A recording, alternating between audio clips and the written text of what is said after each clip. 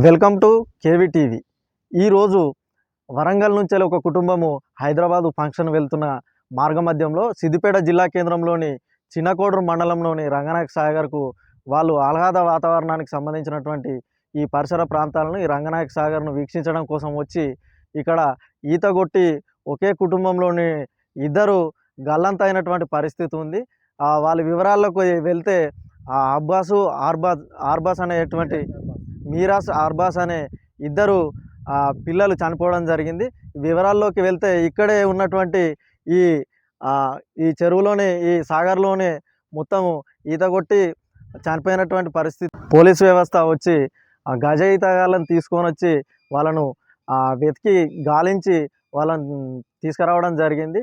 Post mortem నిమిత్తము government హాస్పిటల్కు తరలించడం జరిగింది. ఇంకా వివరాలు తేలవాల్సింది ఉంది.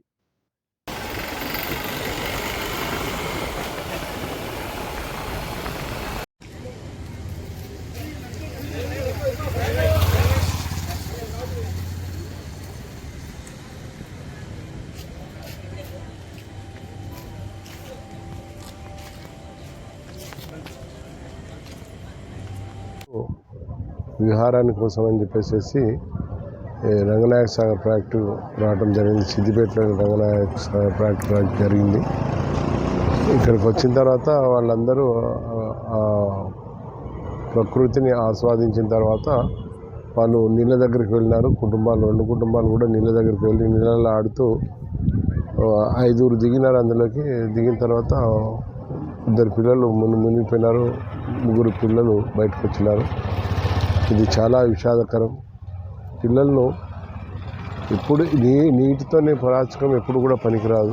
నీటిలో వాళ్ళకి ఈత రాకపోయినా కానీ నీటిలో దిగి ప్రమాదాన్ని కొని తెచ్చుకున్నారు. 12 సంవత్సరాల అమ్మాయి, 15 సంవత్సరాల అబ్బాయి చనిపోయినారు. ఇది చాలా విషాదకరం.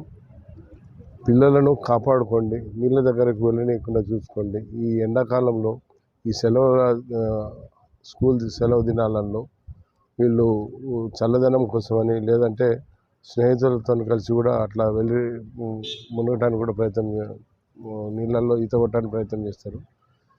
నీళ్ళల్లో ఈత రాక మునిగిపోతుంటారు. తల్లిదండ్రులకు విషాదాన్ని మిగులుస్తుంటారు. కాబట్టి దయచేసి దీన్ని గమనించాలి. ఎవరు కూడా పిల్లలను ఒంటరిగా వదిలిపెట్టద్దు. అదేవిధంగా నీళ్ళ దగ్గరికి అసలుకే పోనీయకూడదు.